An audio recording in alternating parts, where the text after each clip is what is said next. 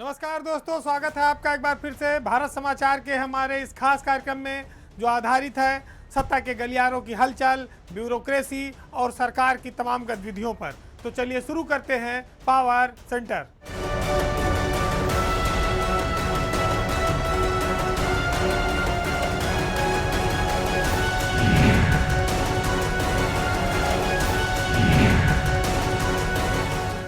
UP की नौकरशाही देश की सबसे बड़ी है। यहाँ बहुत बड़े बड़े पद हैं और अफसरों को यहाँ पर अधिकार भी बहुत ज़्यादा हैं, इसलिए यहाँ पर पदों के लिए जुगाड़ भी ज़्यादा चलते हैं। वैसे भी इन दिनों यूपी की नौकरशाही में ऐसा लगता है कि एक जुगाड़ तंत्र है जो बहुत ज़्यादा हावी है, उसका बोलबाला है। जो व्यक्ति जिस पद के योग्य है वो किनारे बैठा दिया गया है और जो योग्य नहीं है या कम योग्यता रखता है उसको उन बड़े बड़े पदों पर काबिज कराया जा रहा है। बात उत्तर प्रदेश के चर्चित अफसर डॉक्टर आदर्श सिंह की है, जो इन दिनों सरकार के पोस्टर बॉय बने हुए हैं। उनके अंदर क्या खासियत है कि सरकार की आँख, कान, नाक सब वो बने हुए हैं, कहा जाए तो आँखों के तारे भी हैं।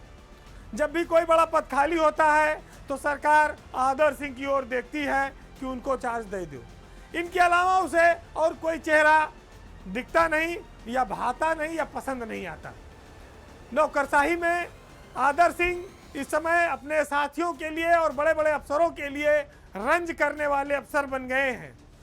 वो यूपी के आबकारी आयुक्त हैं, लेकिन उनके पास कई बड़े बड़े चार्ज आते और जाते रहते हैं। यूपी सरकार ने इसी के साथ फिर से एक बार दोबारा प्रभारी सिस्टम भी कमिश्नरी रैंक के अफसरों में शुरू कर दिया है। और आदर्श सिंह से इसकी शुरुआत हुई थी जब वो बाराबंकी में डीएम थे। तब उनको जब कमिश्नर बनने की बारी आई तो 5 महीना पहले ही झांसी का प्रभारी मंडलायुक्त बनाया गया था। अब उनके साथ नितिन बंसल को सेल टैक्स का यानी जीएसटी का प्रभारी कमिश्नर बनाया गया।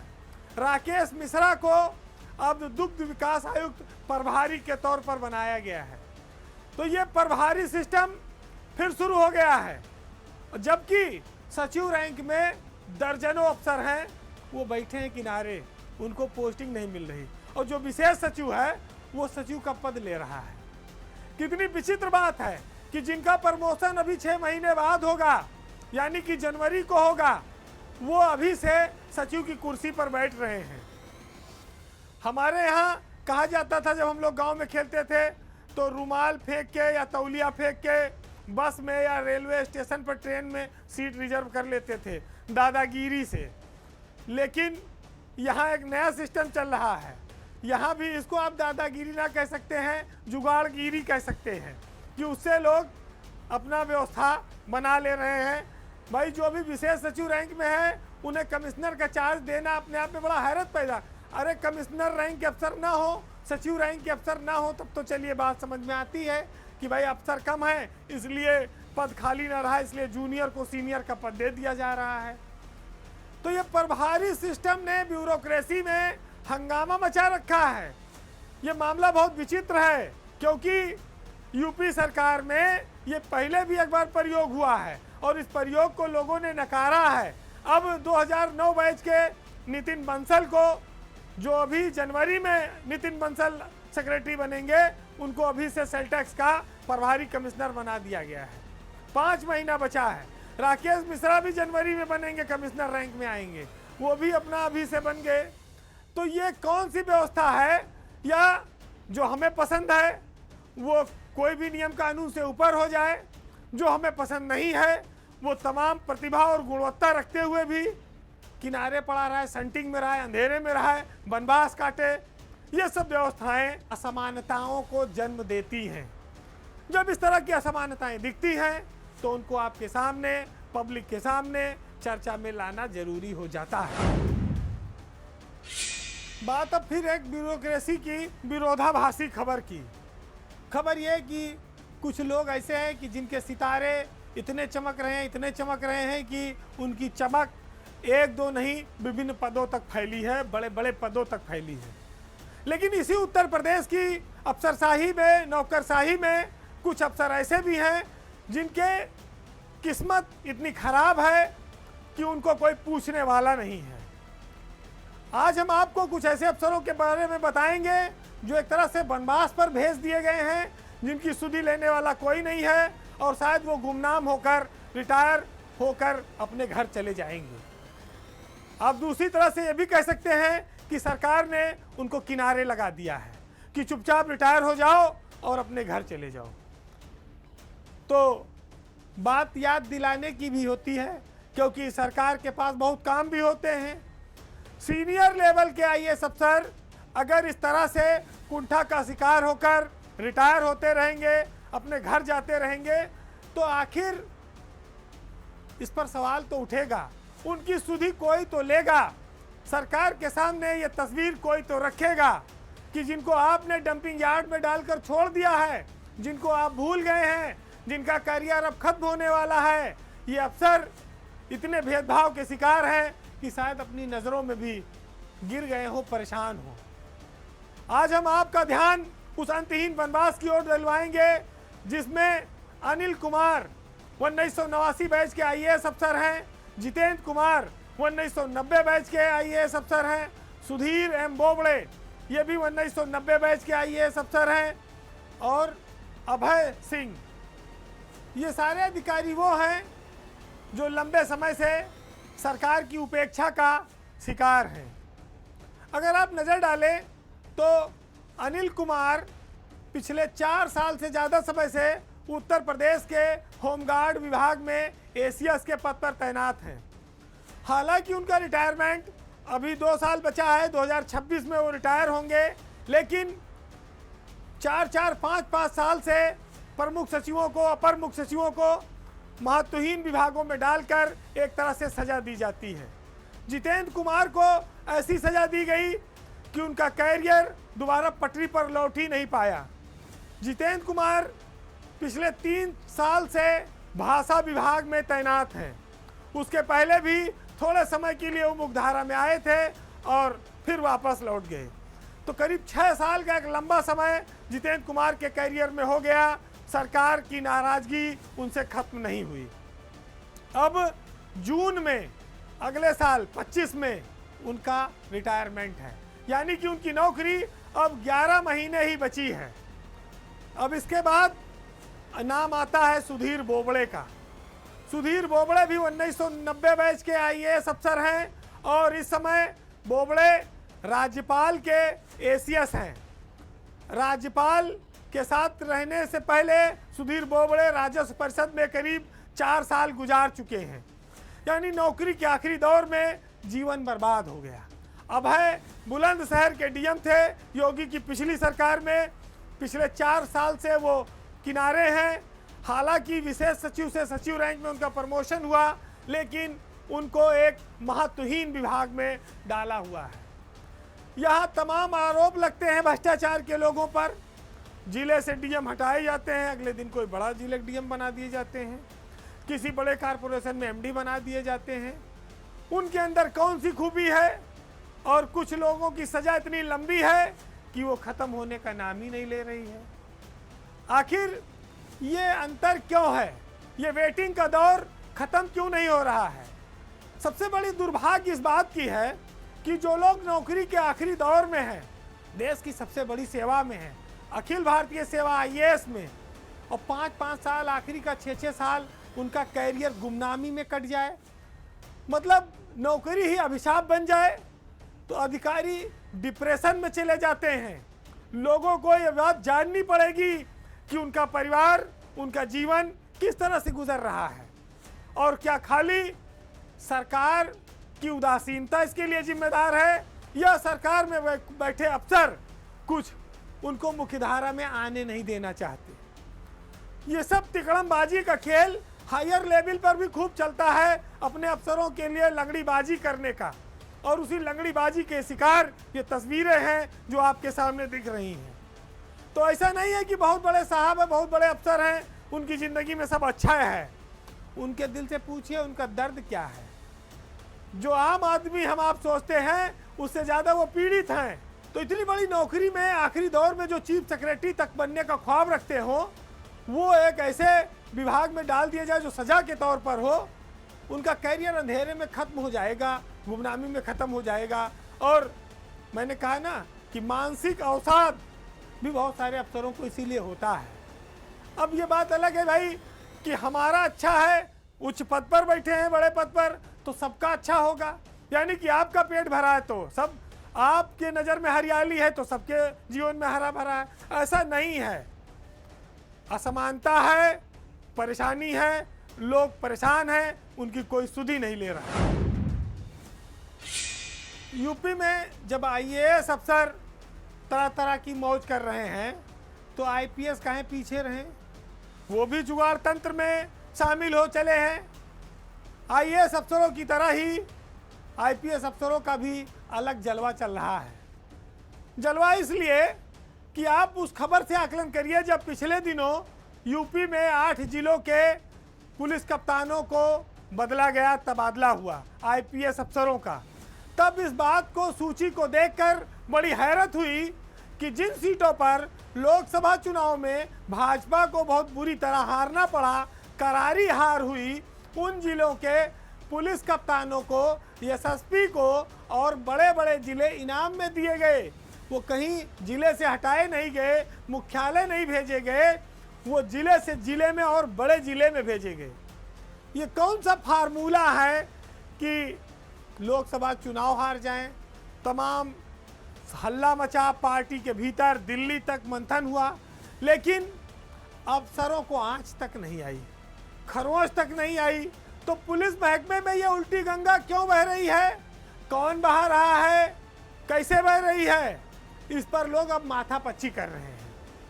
क्योंकि तबादला सूची को जब आप देखेंगे तो आप पाएंगे कि आजमगढ़ में 3 साल से ज़्यादा समय तक कप्तान रहे अनुराग आर्या को पुलिस महकमे में आजमगढ़ से भी बड़ा जिला बरेली का एसएसपी बनाया गया है। सुशील धुले एक मामूली से बवाल में उनको तो हटा दिया, जबकि बरेली में भाजपा जीती है, जीत के बाद हटा दिया। रोहित सिंह सजवाण जहां किस्मत से बीजेपी जीत गई, टीवी सीरियल के राम जीत गए, बीजेपी की सांसें ऊपर नीचे हो रही थी और उनको 2 साल से लोग कोशिश कर रहे थे कि एसपी को हटाया जाए, उनको और महत्वपूर्ण जिले में सहारनपुर भेजा गया। ये फार्मूला क्या है? ये हार के बावजूद इनाम देने का जो सिलसिला है, इसके पीछे क्या कारण है? आजमगढ़ में तो अखिलेश यादव के भाई धर्मेंद्र यादव चुनाव जीते हैं और वहाँ के एसपी अनुराग आर्या को और बड़ा इनाम दिया गया कि बढ़िया जो है तुमने पार्टी को किनारे लगाया। मुरादाबाद में बीजेपी के प्रत्याशी थे, हेमराज मीणा वहाँ एसपी थे, प्रत्याशी की डेथ हो गई, तब भी वो काउंटिंग में चुनाव हार गए। हेमराज मीणा को फिर आजमगढ़ का एसएसपी बना दिया गया।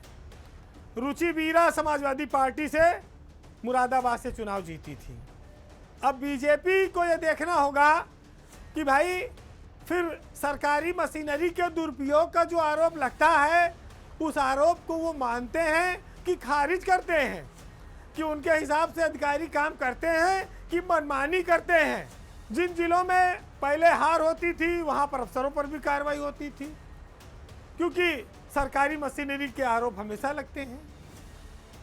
तो ये सब चीज़ें हैं जो बताती हैं कि भाई राजनीतिक सोच या राजनीतिक पार्टी आपस में बड़ी बड़ी एक दूसरे पर आरोप लगाए, अपनी पार्टी के भीतर हार जीत पर नेताओं की कुर्सी छीन ले, लेकिन अफसरों पर कार्रवाई करना इतना आसान नहीं है।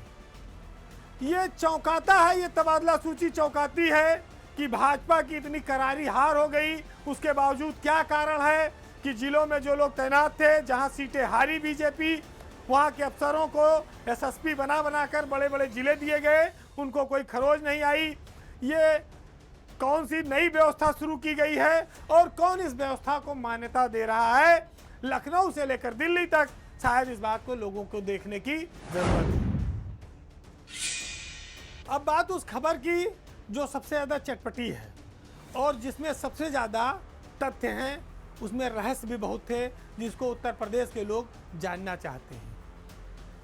आप ये कह सकते हैं कि ना टायर्ड, ना रिटायर्ड और ना कार्यवाहक, अब की बार फुल फ्लैश सरकार, यानी कि यूपी की जो ब्यूरोक्रेसी की सबसे बड़ी कुर्सी है, जिस पर पिछले 2.5 साल से सेवा विस्तार के तहत एक मुख्य सचिव बैठे हुए थे, उनकी विदाई हो गई और उनकी जगह अस्थायी तौर पर एक नया मुख्य सचिव आ गया है। मनोज कुमार सिंह उत्तर प्रदेश के अस्थायी मुख्य सचिव बन गए हैं, परमानेंट बन गए हैं और वो जुलाई 2025 तक अभी सरकारी सेवा में हैं। मनोज कुमार सिंह को एक परफॉर्मर अफसर के तौर पर जाना जाता है, लेकिन मुख्य सचिव उनके बनने की कहानी कोई सामान्य नहीं है। नौकरशाही में, सत्ता के गलियारों में इस बात की काफ़ी चर्चा है कि आखिर मनोज कुमार सिंह कैसे अचानक से मुख्य सचिव की कुर्सी पर आकर बैठ गए और दुर्गाशंकर मिश्रा को चौथी बार सेवा विस्तार क्यों नहीं मिल पाया। एक बहस चल रही है। पहले लोग इस पर अटकलबाजी कर रहे थे और ये भी कर रहे थे कि आखिरी वक्त में दुर्गाशंकर मिश्रा एक्सटेंशन ले आएंगे, कोई चमत्कार कर देंगे और वही चीफ सेक्रेटरी बने रहेंगे। लेकिन आखिरी वक्त में जब पत्ते खुले तो मनोज कुमार सिंह का चेहरा सामने आया। तब ये साफ हो गया कि उत्तर प्रदेश में अब सेवा विस्तार वाले नहीं, अस्थाई मुख्य सचिव, तेज तर्रार अफसर बैठेंगे। वैसे ये हुआ कैसे? जो जानकार बताते हैं कि मनोज कुमार सिंह ही उत्तर प्रदेश में मुख्य सचिव बनने के सबसे प्रबल दावेदार थे, लेकिन दुर्गाशंकर कुर्सी से चिपके थे, वो छोड़ने को तैयार नहीं थे। वो दिल्ली में कोई बड़ा असाइनमेंट के लिए भी लगे थे, लेकिन अगर वहाँ ना हो तब तक ये काम चलता रहा है। यानी कि जब दूसरा लड्डू हाथ में आ जाए तब पहली कुर्सी छोड़ी जाए। तो इस चक्कर में यूपी में पिछले 2.5 साल से हिचकोले खा रही थी मुख्य सचिव की कुर्सी। लेकिन जब 30 जून का वक्त आया और केंद्र से उत्तर प्रदेश को कोई निर्देश नहीं आया, तो मुख्यमंत्री ने मनोज कुमार सिंह के लिए केंद्र को नाम भेजा और जब तक उधर से कोई रिएक्शन नहीं आया तो मुख्यमंत्री ने यहाँ पर मनोज कुमार सिंह को नया मुख्य सचिव बनाए जाने का ऐलान कर दिया। हालांकि दिल्ली के पास इतना ज़्यादा समय नहीं मिला कि वो ये समझ पावे कि यूपी में कोई अपना दिल्ली से आदमी भेजना है या किसी और के नाम को आगे बढ़ाना है। 29 और 30 में यह असमंजस चल रहा था, उसी दौरान यूपी में मनोज कुमार सिंह का आदेश जारी हो गया। इस बात को लेकर एक और तर्क लोग देते हैं कि चूंकि मोदी सरकार इस बार थोड़ी कमज़ोर है और दिल्ली में संसद की कार्रवाई चल रही थी, सरकार वहां लगातार बिजी थी, कई बहुत सारे अफसरों को सेवा विस्तार इस बार नहीं दिया गया। इस वजह से दुर्गाशंकर मिश्रा की गोट वहां फिट नहीं हो पाई और इसी बीच में सरकार व्यस्तता में उत्तर प्रदेश पर ध्यान नहीं दे पाई और यहाँ पर मुख्यमंत्री ने नया मुख्य सचिव तैनात कर दिया। लेकिन ये साफ है कि दुर्गाशंकर मिश्रा को जब 6 महीने का सेवा विस्तार मिला था तो इस आधार पर मिला था कि लोकसभा चुनाव है। लोकसभा चुनाव में बीजेपी बुरी तरह पराजित हो गई, तो ऐसे में अब उनके सेवा विस्तार का कोई औचित्य नहीं बनता था। कहा जाता है कि दिल्ली को मुख्यमंत्री ने अवगत तो करा दिया था, लेकिन दिल्ली अपनी भावना से अवगत नहीं करा पाया। दोनों में क्या स्थितियां हैं ये वो लोग बेहतर जानते होंगे, लेकिन सीनियरिटी अगर आप देखेंगे तो उसमें मनोज सिंह का नाम सबसे ऊपर है और उन्हीं का हक इस पद के लिए बनता है। हालांकि मुख्य सचिव और डीजीपी की नियुक्ति में एक बेसिक अंतर भी है। डीजीपी के लिए सुप्रीम कोर्ट के निर्देश के तहत 3 नामों का पैनल यूपीएससी को भेजना पड़ता है, जबकि मुख्य सचिव के मामले में मुख्यमंत्री को यह अधिकार है कि वो जिसको चाहे तैनात कर सके, पैनल भेजने की कोई कहीं आवश्यकता नहीं है। लेकिन चूंकि डबल इंजन की सरकार है, इसलिए प्रदेश वाले इंजन को दिल्ली वाले इंजन से एक बार पूछताछ करनी पड़ती है। मुख्यमंत्री के भरोसेमंद हैं और राज्य में खुलकर काम करने के लिए, सबको अवसर समान देने के लिए मनोज कुमार सिंह की एक पहचान है। वो आईआईडीसी के पद पर भी रहेंगे जो उनको और पावरफुल बनाता है इस ब्यूरोक्रेसी में।